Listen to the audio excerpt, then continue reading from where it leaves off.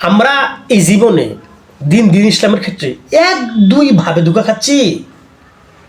আরে আফসোস, বুকটা ফেটে যায় এদের যে ধোঁকা দেওয়ার। বিশেষ করে দিন দিন ইসলামের মধ্যে যারা ডিগ্রিদারি, সনদপ্রাপ্ত, লেবাসদারি, বিরাট বড় পাগড়ি, বিরাট বড় আলখেল্লা, হ্যাঁ, বিরাট বড় জুব্বা, বিরাট দামি টুপি, বিরাট তসবি হাতে অথবা গল মালা হাতে, মানে বিরাট সাংসকতের সহিত বিরাট দামি চেয়ার বসে থাকে। তারা দিন দিন ইসলামের কত বড় ক্ষতি করছে। সবাই না, যারা করছে তাদের কথা আমি বলছি। যারা করছে খারাপটা, যারা বাধা প্রদান করে, যারা এইভাবে দিন ইসলামের ক্ষতি করছে তাদের কথা বলছি। যারা না তাদের কথা না, আমি আমভাবে বলছি না, কিন্তু বলতে হয় যেভাবে এইভাবে বলছি আর কি। এরা দিন দিন কত বড় ক্ষতি করছে কল্পনা করতে পারবেন না। বিরাট বড় ডিগ্রিদারি হয়ে দেশি বিদেশি লেখাপড়া করে জ্ঞান অর্জন করে বিরাট বড় বড় কিতাব সামনে রেখে বিরাট বিরাট বুজুর্গ ভাব দেখিয়ে যে কত বড় ক্ষতি করছে কল্পনা করা যায় না। এগুলো করলে আসলে যারা একটু একটু বুঝবুদ্ধি আছে, ওহি ইলামের জ্ঞান বুদ্ধি যাদের আছে তাদের হৃদয়টা ফেটে যায় এদের কথাবার্তা আচরণ দেখে। কত যে ফতুয়াবাজি। আপনি একটা কথা খেয়াল করুন তো, আল্লাহ রাসূল সাল্লাল্লাহু আলাইহি ওয়াসাল্লাম বলেছে যে তোমরা সালাত আদায় করো আমাকে যেভাবে সালাত আদায় করতে দেখো বা দেখেছো সেভাবে। আচ্ছা আপনি বলুন তো, এই যে সালাত নিয়ে যে ফতুয়াবাজি করে, এটা দেখছে কে? রাসূলকে সালাত আদায় করতে দেখেছে কে? বা এই সম্পর্কে সঠিক জানে কে? বলেন তো, কে জানে? যে জানে তো একজনে জানে নাকি?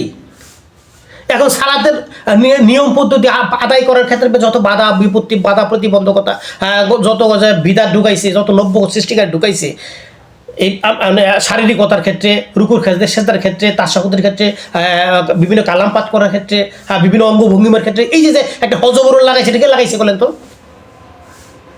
এই জানলিওয়ালার ধরে লাগাইছে। এখন জানলিওয়ালার কাছে বলে যে সঠিক কোনটা বলেন তো? একটা সঠিক হবে। সঠিক যদি হয় রাসূলের যেভাবে দেখেছে সালাত আদায় করতে কেউ বা জেনেছে, একটা তো সঠিক হবে নাকি? আর একটা সঠিক হবে, এই একটা সঠিকতা সবাই পালন করবে, মেনে চলবে, তাও তো এক হয়ে গেল নাকি? এত ভাগ কেন তোমাদের মাঝে? এত দলাদলি ভাগ কেন?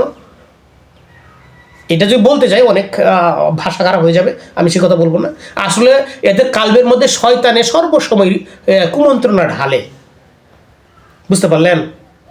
সবসময় হকের বিরুদ্ধে আচরণের মূলক যত কথা আছে, কাজ আছে, যত মুক্তি আছে, সব এদের অন্তরের মধ্যে শয়তান ঢেলে দেয়। আর এরা ওই আলেম সেজে বা আলেম সাদা অবস্থায় আলেম হয়ে এগুলো প্রকাশ করে তাদের মুখ দিয়ে, যাতে সাধারণ মানুষ বিভ্রান্ত হয়। কথা বুঝতে পারলেন না?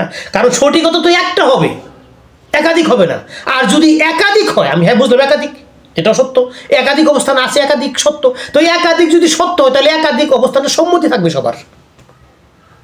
কঠিন হলে একটু সহজ করে বোঝার চেষ্টা করুন, আমি এক চাইতে সহজ করে বোঝাতে পারছি না। মানে যদি একাধিক স্রোতে, একাধিক আকার আকৃতি, একাধিক অঙ্গভঙ্গিমায় সালাত আদায় করা সম্ভব হয় বা এটা যুক্তিযুক্ত হয়, জায়েজ হয়, তাহলে সবারই সম্মতি থাকবে। আর যদি না হয়, একটা সম্মতি বিষয় থাকবে, একটা অবস্থান থাকবে, একটার উপর সবার সম্মতি থাকবে। তো একটার উপর সবার সম্মতি নাই, বিভিন্নভাবে পাঠ করে ওই বিভিন্ন অবস্থানের উপরে সবার সম্মতি নাই, তো সঠিক কোনটা বলেন? সঠিক কোনটা? শয়তান কি এইভাবে এদেরকে নাড়ে ছাড়ে?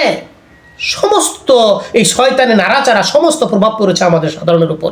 আমাদের সাধারণের মধ্যে যত মত বিনিময়, নিজের ঘরে বলেন, নিজের চা স্টলে বলেন, রাস্তায় বলেন, ঘাটে বলেন, মাঠে, এই নিয়ে তর্ক বিতর্ক সাধারণের মধ্যে। অমুক হুজুর এটা বলেছে, অমুক হুজুর এটা বলে না, অমুক হুজুর এটা করেছে, অমুক হুজুর এটা করে না, এই কথা বলেছে, এই কথা বলেছে, এই নিয়ে বিভিন্ন তর্ক বিতর্ক, মারামারি, ঝগড়া ফেসা, জিত হিংসা ঢুকিয়ে দিচ্ছে, যাতে সহজে জাহান্নামের পথে ধরা যায়, বিপদগামী হওয়া যায় সহজে। এই ব্যবস্থা করেছে সাধারণের জন্য এই শয়তান, এতটুকু ব্যবস্থা করেছে। তাদের কি অবস্থা এটা আল্লাহ ভালো জানেন। কথা বুঝতে পারেন না? হিসাব তাদের হিসাব তারা দেবে, তারাই ভালো জানে। কিন্তু সাধারণের যে প্রভাবটা পড়েছে এদের শয়তানি কালবের বহিঃপ্রকাশের মাধ্যমে, এটা আর বলার অপেক্ষা রাখে না। সুতরাং আমরা যেন এই বিভ্রান্তিতে না যাই, আমরা যারা সহজ সরল আছি, সাধারণ আছি, সরল সহজভাবে দিনই জীবনযাপনের চেষ্টা করবো। এই সালাত আদায় করবো, সালাতের ব্যাপারে সহনীয়তা যে পর্যায়ে আছে, সরল পন্থাটা এইটা। এদের জন্য আল্লাহ রাব্বুল আলামিন আমাদেরকে কবুল করে আমরা যেন কোনো ঝগড়া ফেসাদে জড়িয়ে না পড়ি। এটা চলতে থাকবে অবশ্য, শয়তান তার বসে থাকবে, শয়তানের কাজ শয়তান করতেই থাকবে। বাতিল বসে থাকে না, হকের বিরুদ্ধে করতেই থাকে, এটা স্বাভাবিক। সুতরাং হকদারি যারা, তারা সরলতার সহিত, হ্যাঁ, সহজতার সহিত জীবনযাপন করবে। আমরা এইভাবে চেষ্টা করবো।